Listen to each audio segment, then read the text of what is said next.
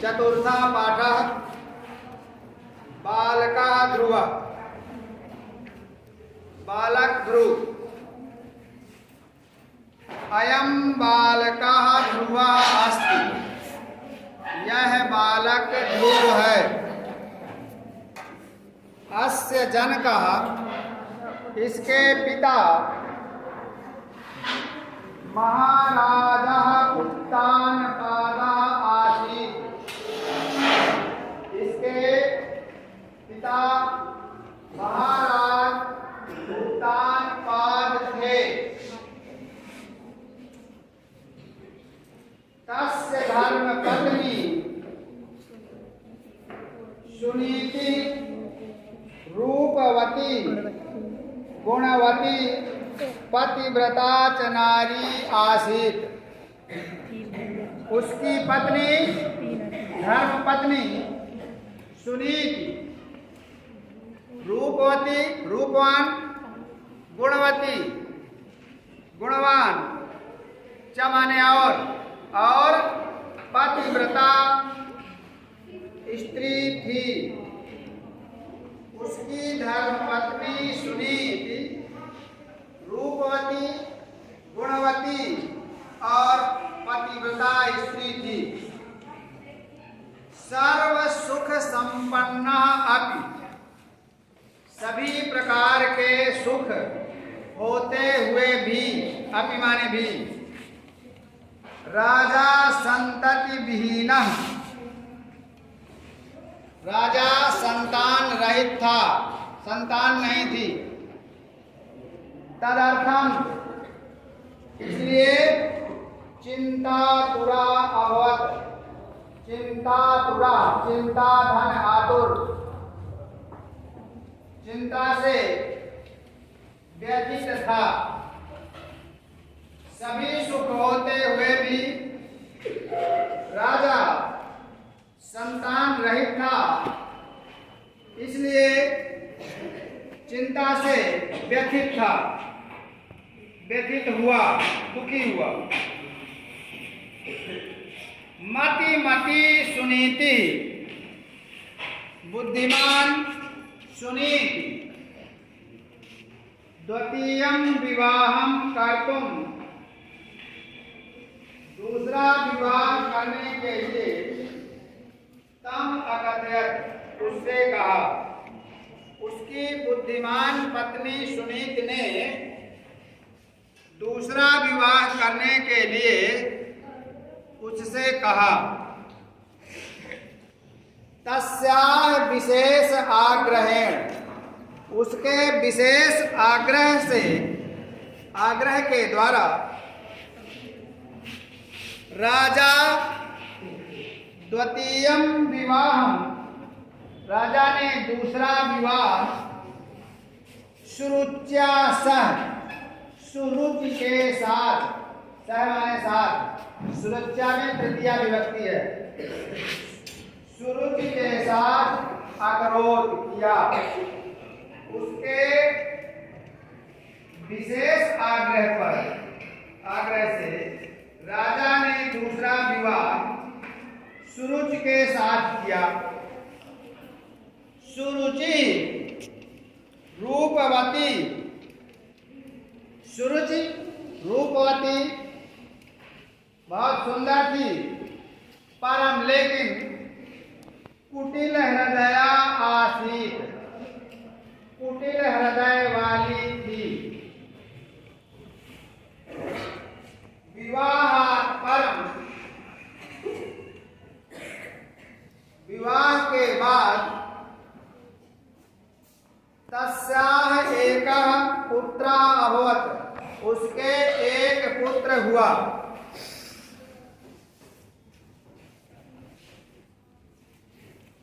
राजा तस्य उत्तमा इति नाम अकरोत् राजा ने उसका उत्तम नाम रख दिया। अकरोत माने किया, उत्तम नाम किया। राजा ने उसका उत्तम नाम रख दिया। कालांतरे कुछ समय बाद सुनीति ने भी एकम पुत्रम अजनयत, एक पुत्र को पैदा किया। यस्य नाम, जिसका नाम ध्रुव आसीत, ध्रुव था, जिसका नाम ध्रुव था। एक बार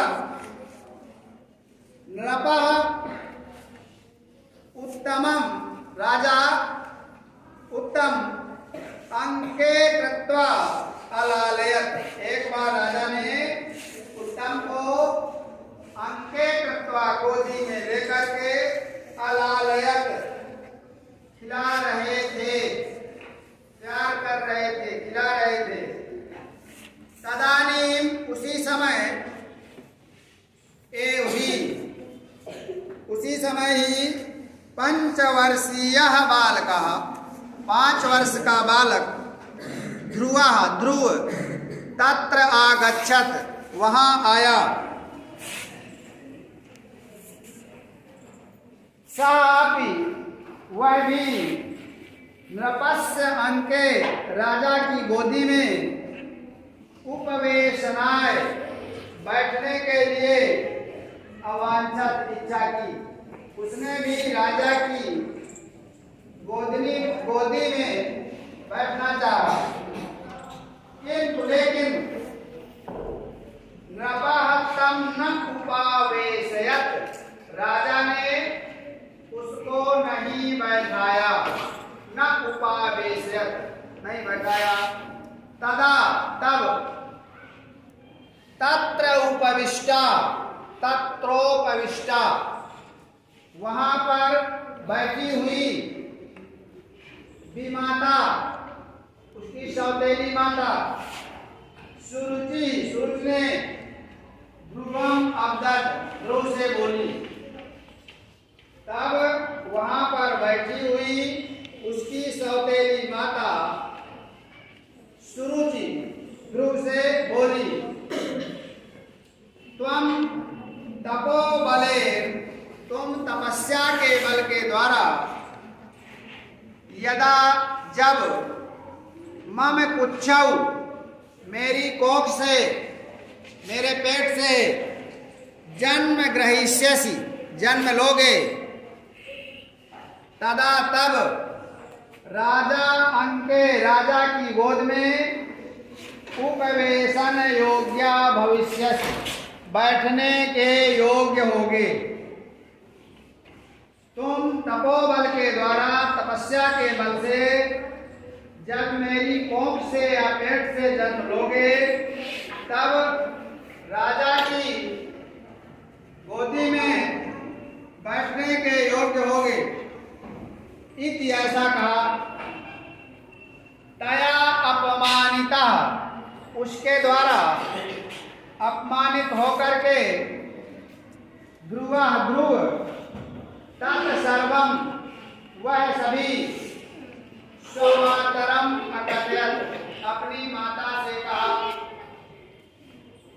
अपृच्छत च, और पूछा, राज सिंहासनात्, राज सिंहासन से भी उच्च स्थानम किम, राज सिंहासन से भी ऊंचा स्थान क्या है, कौन है?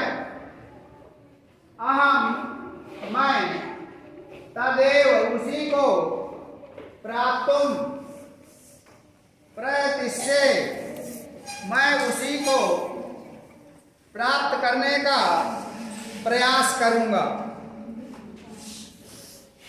चकिता माता अब्रवीत, चकित माता बोली, भगवान एव, भगवान ही, तत् स्थानम, वह स्थान, दातुम, देने में, समर्थ है।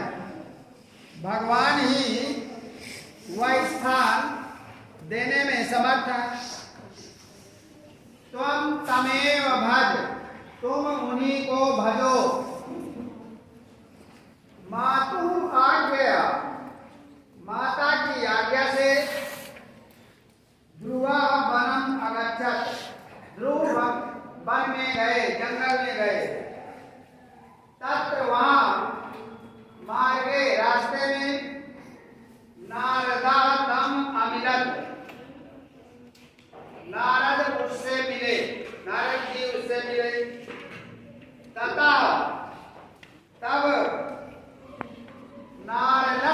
उपदेशे, नारद जी के उपदेश के द्वारा सह स्वलक्ष्य प्राप्तौ, वह अपने लक्ष्य को प्राप्त करने में सफला अभवत, सफल हो गया।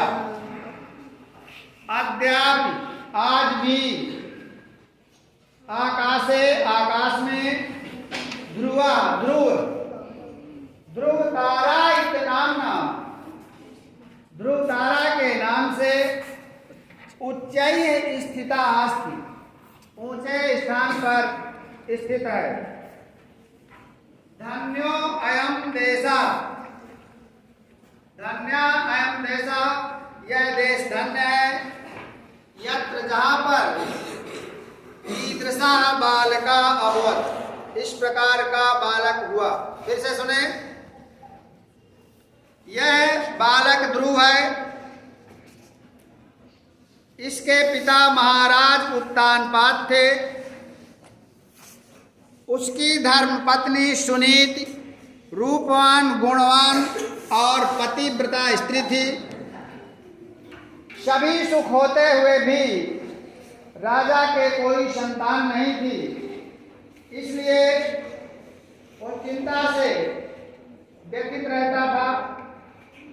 बुद्धिमान सुनीति ने दूसरा विवाह करने के लिए उससे कहा। उसके विशेष आग्रह से राजा ने सुरुचि के साथ दूसरा विवाह किया। सुरुचि बहुत सुंदर थी, लेकिन कुटिल हृदय वाली थी, दुष्ट हृदय वाली थी। विवाह के बाद उसके एक पुत्र हुआ। राजा ने उसका नाम उत्तम रखा। बहुत समय के बाद या कुछ समय के बाद सुनीत ने भी एक पुत्र को जन्म दिया, इसका नाम ध्रुव था। एक बार राजा उत्तम को गोदी में खिला रहा था, उसी समय ही 5 वर्षीय बालक ध्रुव वहां आया। वह भी राजा की गोदी में बैठना चाहता था, लेकिन राजा ने उसको नहीं बैठाया। तब वहां पर बैठी हुई उसकी सौतेली माता सुरुचि ध्रुव से बोली, तुम तपस्या के बल से जब मेरी कोख से या मेरे पेट से जन्म लोगे, तभी राजा की गोदी में बैठने के योग्य होगे, ऐसा कहा। उसके द्वारा अपमानित ध्रुव वह सभी बातें अपनी माता जी से कही। अप्रत्यक्ष और पूछा, राज सिंहासन से भी ऊंचा स्थान कौन है? मैं उसी को प्राप्त करने का प्रयास करूंगा। चकित माता बोली, भगवान ही उस स्थान को देने में समर्थ है, तुम उन्हीं का स्मरण करो। माता की आज्ञा से ध्रुव जंगल में गया। वहां रास्ते में नारद जी उससे मिले। तब नारद के उपदेश के द्वारा वो अपना लक्ष्य प्राप्त करने में सफल हुआ। आज भी आकाश में ध्रुव तारा नाम से ऊंचे स्थान पर स्थित है। आज भी आकाश में वह ध्रुव तारा नाम से ऊंचे स्थान पर स्थित है। धन्य है यह देश जहां इस प्रकार का बालक हुआ। एक पद में उत्तर दें। ध्रुवस्य जनकाः कः आसीत्? ध्रुव के पिता कौन थे? उत्तानपादः। मातुः आज्ञया ध्रुवः किम् अकरोत्? माता की आज्ञा से ध्रुव ने क्या किया? वनम अगच्छत्, वन गए। कस्य उपदेशेन ध्रुवा स्वलक्ष्यम प्राप्तवान, इसके उपदेश से ध्रुव ने अपना लक्ष्य प्राप्त किया। नारद जी के, नारदस्य उपदेशेन ध्रुवम मार्गे का अमिलत, रास्ते में ध्रुव को कौन मिले? नारद। कस्य उपदेशेन ध्रुवा स्वलक्ष्यम प्राप्तवान, इसके उपदेश से ध्रुव ने अपना लक्ष्य प्राप्त किया। नारदस्य उपदेशेन,